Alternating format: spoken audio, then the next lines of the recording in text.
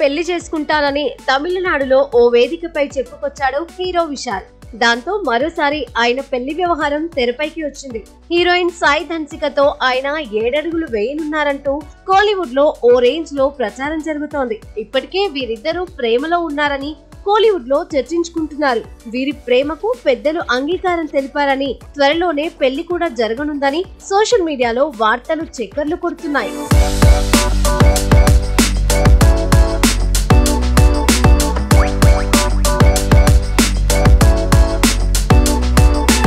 అయితే ఈ విషయంపై విశాల్ ధన్సిక ఎవరూ స్పందించలేదు.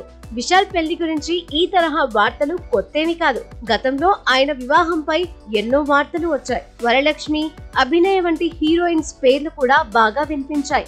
నడిగర్ సంఘం బిల్డింగ్ నిర్మాణం పూర్తయిన వెంటనే తాను పెళ్లి చేసుకుంటానని గతంలో విశాల్ అనౌన్స్ చేశాడు.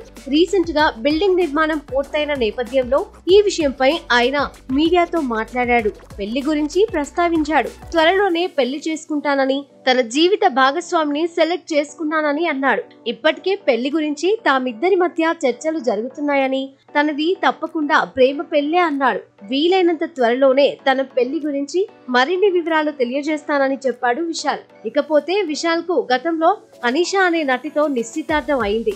కొన్ని కారణాల వల్ల ఆ పెళ్లి రద్దయింది.